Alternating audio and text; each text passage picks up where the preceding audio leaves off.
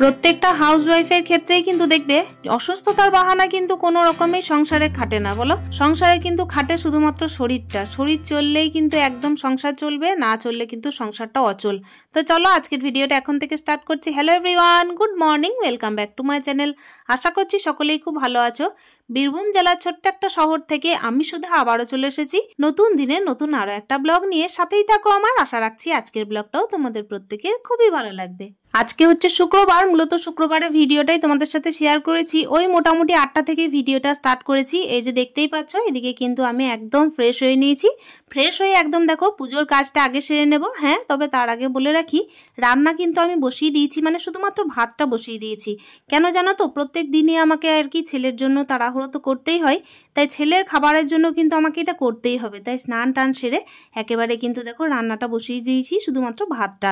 আর হ্যাঁ, একেবারে দেখো চুড়িদার পরে নিয়েছি। কেন বলো তো, আজকে না আবারও ডাক্তারের কাছে যাব। তো কয়েকদিন থেকে তো তোমরা শুনছো ডাক্তার, ওষুধ, কিংবা হচ্ছে এই যে ছোটাছুটি, তারপর হচ্ছে দেখো রিপোর্ট করানো, কিন্তু কি হয়েছে সেটা তোমরা শোনোনি। তো আসলে ব্যাপার হচ্ছে কি, আমার প্রচন্ড পরিমাণে শ্বাসকষ্ট হচ্ছে। তো ইদানিং কি হচ্ছিল বলো তো, বুকে আর পিঠে না খুব মানে পেন হচ্ছিল। তো সেই পেনের কারণে কিন্তু ডাক্তারবাবুকে অভিযোগ করলাম যে আমার এই সমস্যা হচ্ছে। আর আমি যখন ঘুমাতে যাচ্ছি না, আমার একদম দম বন্ধ হয়ে যাচ্ছে, এমনকি সন্ধ্যা থেকে শ্বাসকষ্টটা প্রচণ্ড পরিমাণের বেড়ে যাচ্ছে। আর কি হচ্ছে জানো, শুধুমাত্র যে পেনটা বুকে আর পিঠে হচ্ছে সেটা নয়, এখন তো হচ্ছে কি যে ওই যে গিঠে একদম আঙ্গুলের গিঠে থেকে শুরু করে পায়ের একদম বলতে পারো গিঠে পর্যন্ত প্রচণ্ড পরিমাণের পেন আরম্ভ হচ্ছে। ওই কারণে ডাক্তারবাবুর কাছে গেলাম, গিয়ে কিন্তু চেম্বারে দেখালাম। লাস্ট যে ডাক্তারবাবুকে দেখিয়েছি উনি কিন্তু কার্ডিওলজিস্ট, মানে ব্যাপার হচ্ছে আমার ছেলেকে যে গান শেখান আর কি, উনিই আর কি আমাকে বলেছিলেন যে এই লক্ষণগুলোর জন্য কিন্তু তোমাকে এই ডাক্তার দেখানো উচিত। তো অ্যাট ফার্স্ট আমি দেখিয়েছিলাম দেখো হোমিওপ্যাথি, তারপর কিন্তু ওনাকে দেখিয়েছিলাম। তো হোমিওপ্যাথি খেয়ে কিন্তু কোনো রকমের আমি ইমপ্রুভমেন্ট পাইনি, সেই কারণে ওনাকে দেখালাম। তো উনি আমাকে রীতিমতো প্রচুর টেস্টের জন্য আর কি সাজেস্ট করলেন। আর হ্যাঁ, টেস্টগুলো আমি কিন্তু অলরেডি করিয়েও ফেলেছি। তো একটাও রিপোর্ট আমার ভালো আসেনি। টেস্টের রিপোর্ট অনুযায়ী কিন্তু দেখো ব্লাডের সমস্ত রকমের আর কি যে টেস্ট হয়, থাইরয়েড, তার সঙ্গে হচ্ছে ভিটামিন D3, তার সঙ্গে সুগার আছে, সুগারটা কিন্তু ভালো এসেছে। তার সঙ্গে আর কি ছিল ডাক্তারি ভাষা তো আমাদের দ্বারা বোঝা মুশকিল।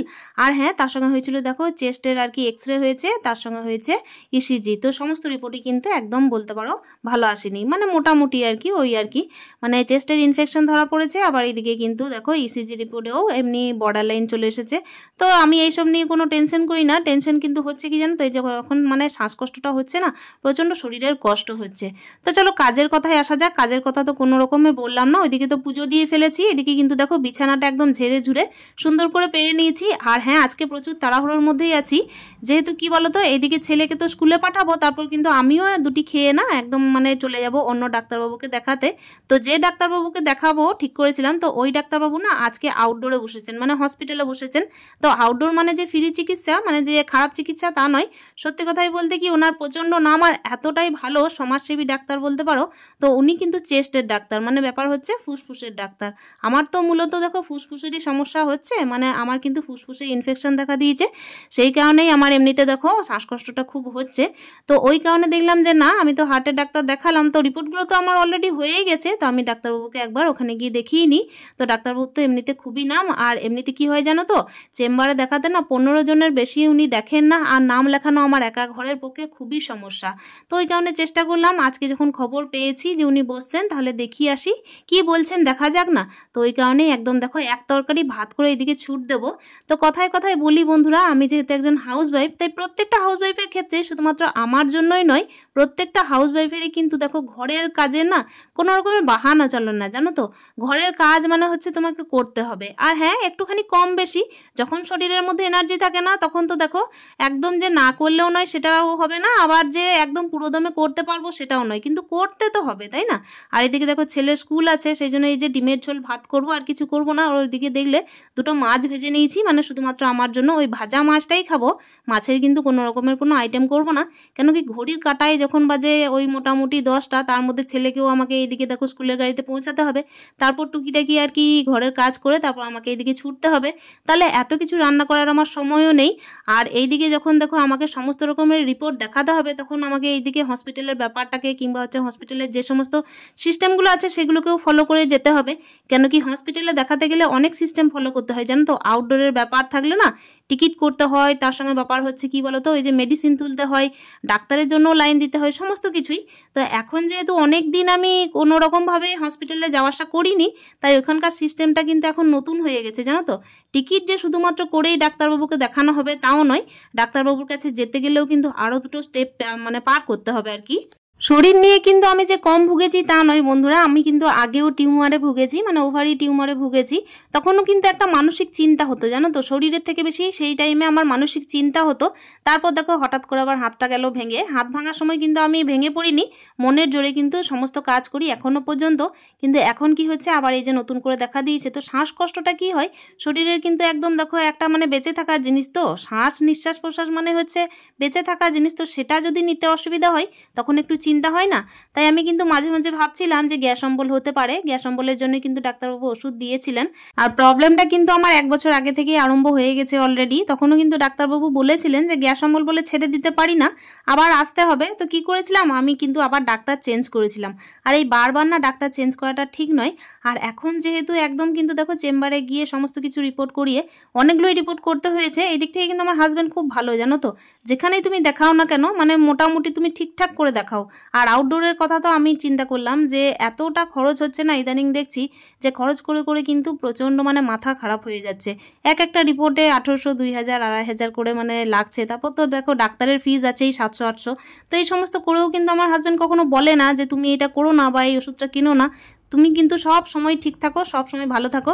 আর বলবে তোমার যদি কখনো শরীর অসুস্থ লাগে তখন একদম হসপিটালের কথা চিন্তা করবে না, একদম ডাইরেক্ট যে ভালো নার্সিংহোম আছে সেখানে চলে যাবে, যা করার আমি করব, তোমাকে কিন্তু কোনো হেডেক নিতে হবে না, এইরকম চিন্তাভাবনা।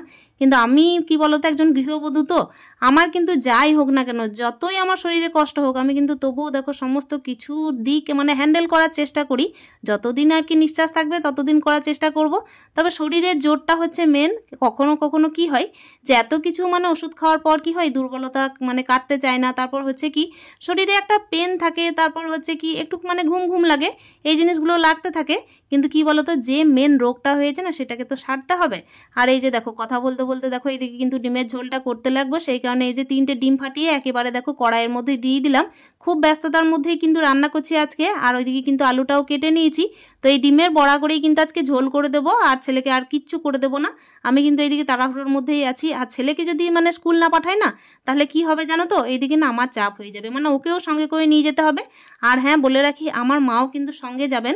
মানে মা তো যেহেতু দেখো একজন ICDS ওয়ার্কার, মাকে কিন্তু সেন্টার যেতে হবে, সেন্টার থেকে এসে কিন্তু আমার সঙ্গে আর কি জয়েন করবেন।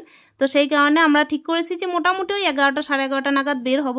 যে টাইমে ভয়েসটা দিচ্ছি সেই টাইমে কিন্তু দেখো আমি প্রচণ্ড পরিমাণে মানে রিলিফ ফিল করেছি। আগে কিন্তু আমার আগের দিনের রাতের কথা বলছি, শুক্রবার দিনকে কিন্তু আমার একদম শরীরটা ভালো লাগছিল না। সন্ধ্যা থেকে আমি কিন্তু ডাক্তার দেখিয়ে আসার পরও একদম সুস্থ বোধ করছিলাম না।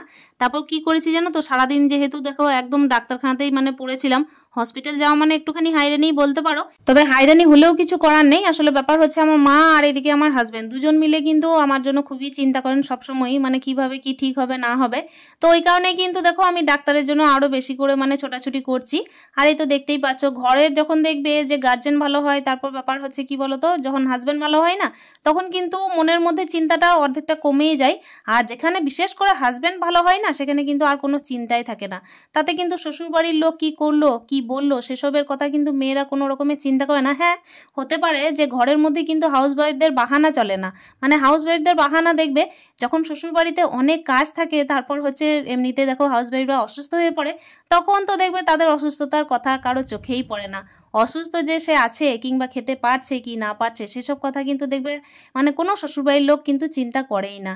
আর এই ক্ষেত্রে যেহেতু আমি একা সংসার করছি আর এদিকে কিন্তু হাজবেন্ডের মানে আমাকে নিয়ে প্রচন্ড চিন্তা, তাই এইসবের কথা কিন্তু আমাকে একদিক থেকে চিন্তা করতে হয় না। তবে একটুখানি হায়রানি কখন হয় জানো তো, যেহেতু একা সংসার, আর একা সংসারে আমাকে তো এমনি বাহানা করলে চলবে না, আমাকে তো মাথাতে রাখতেই হবে যে আমি একজন হাউসওয়াইফ। ইভেন কি বলতো, আমার বাবার বাড়িতে কিন্তু দেখেছি যে যখনই কেউ অসুস্থ হয় না তখন কিন্তু মা এমনি বাবার খেয়াল রাখে, বাবা কিন্তু মায়ের খেয়াল রাখে। তো এই জিনিসটা আমি পাই না যেহেতু একা থাকি বলে। আর এই ক্ষেত্রে কি হয়, ফোনে ফোনে মানে কথাবার্তা হয়, মনের মধ্যে কিন্তু ওই ফোনের কথাতেই একটু সান্ত্বনা পাওয়া। আর আমার ক্ষেত্রে কি হয় যে যেহেতু কাছে হাজব্যান্ড নেই বলে এই কষ্টটা হয়। তবে হ্যাঁ, একটা কথা বলে রাখি, শ্বশুরবাড়ির কথা যে বললাম না, তবে আমার ভাইয়ের বউয়ের যখন কিছু হয় না তখন সত্যি কথা বলতেই কি আমার বাবা প্রচণ্ড ছোটাছুটি করে। এই জিনিসটা কিন্তু প্রত্যেকটা ঘরে ঘরে থাকা খুবই দরকার, জানো তো। কেন কি একজনের ভেতরের শরীরে যে কন্ডিশন চলছে সেই কিন্তু একমাত্র ফিল করতে পারবে, তাছাড়া কিন্তু কেউ ফিল করতে পারবে না। তবে হ্যাঁ, কাজের ভাগ তো সবাই নিতে পারবে, তাই না? ওই কারণে প্রত্যেকটা মানে হাউস ওয়াইফের এই পাশে কিন্তু কারো না কারো দরকার, মানে শ্বশুরবাড়ির লোক তো অতি অবশ্যই দরকার। এখানে আমার পাশে শুধুমাত্র আমি একা মানে ছায়ার মতো আছি, আর মারা ছুটে ছুটে আসে, এই কারণেই কিন্তু একটা মানে স্বাদ পাওয়া যায় এই আর কি। তাছাড়া এমনিতে বলতে গেলে দেখো হাজব্যান্ডকে কিন্তু ফোনে ফোনেই পাওয়া যায়। তো চলো কথা বলতে বলতে দেখতেই পাচ্ছ সংসারে অনেক কাজ করে নিয়েছি, রান্না বান্না হয়ে গেছে। এই যে গ্যাসটা এবার মুছে নেব, গ্যাসের জায়গাটা কিন্তু পরিষ্কার করে নেওয়াটা খুবই দরকার। কেন কি রান্না বান্না খাওয়া দাওয়া সমস্ত কিছুর পরে দেখো গ্যাসটা তো পরিষ্কার করে নিতেই হবে। ওইদিকে কিন্তু ঘড়িটাকে বারবার দেখছি, মানে ঘড়িটা দেখছি এই কারণে যেহেতু দেখো এই যে ছুটতে হবে, মাঝে কিন্তু আবার খাওয়া দাওয়া করতে হবে, এই কারণেই। কেন কি দেখো সারা সারা দিনের ব্যাপার, আর হসপিটাল গিয়ে কখন যে বাড়ি ফিরবো তার তো কোনো ঠিক নেই। যদিও বা বলে রাখি মোটামুটি ওই 11:30টায় বেরিয়েছিলাম আর বাড়ি ফিরেছি একদম 6:30টায়। মাকে কিন্তু মাঝে আমি ঘর পাঠিয়ে দিয়েছিলাম, কেন কি দেখো ছেলে গেছিল স্কুলে, আবার এসে যখন দেখবে ঘরের বাইরে একদম তালা ঝুলানো আছে, ওর তো একদম ভালো লাগবে না। আর এখানে দেখতেই পাও যে আমি কিন্তু একা থাকি ঘরের মধ্যে, তাই সেক্ষেত্রে ও কার দৌড়েই বা গিয়ে দাঁড়াবে বলো। সেই কারণে মাকে বললাম তুমি একদম বাড়ি চলে যাও, দেখছি যে একদম কন্ডিশন খারাপ আছে, প্রচুর ভিড় হবে, প্রচুর দেরি হবে। সেই কারণে কি করেছিলাম, ভাতটাও খেয়ে গেছিলাম, আর মাঝে আমি চিড়ে ভাজা আর কেক খেয়েছিলাম। আর এই তো দেখতেই পাচ্ছ মায়ের জন্য ওয়েট করছিলাম, সেই কারণেই আমি কিন্তু দেখলাম এখন হাতে যখন টাইম আছে তো এই টাইমের মধ্যেও কিন্তু টুকিটাকি কিছু কাজ করে নেওয়া যাক। এই যে দেখলাম বেসিনটা কিন্তু প্রচণ্ড পরিমাণে নোংরা হয়েছে, যেহেতু হালকা কালারের বেসিন তো সেই কারণে নোংরা হতেই থাকে। তো ভাবলাম যে এই কাজটা করে নিই, এমনিতে কিন্তু অলরেডি আমি সমস্ত কিছুই দেখো রেডি করে রেখেছি, নিজেও কিন্তু রেডি হয়ে গেছি। তো একদম কিন্তু খাওয়া দাওয়া সেরে নিয়েছি, হাতের মধ্যে টাইম ছিল, তো বেসিনটাও পরিষ্কার করে নিচ্ছি। সেই কারণেই বেসিনটা আয়নাটা দুটোই কিন্তু পরিষ্কার করে নেবো।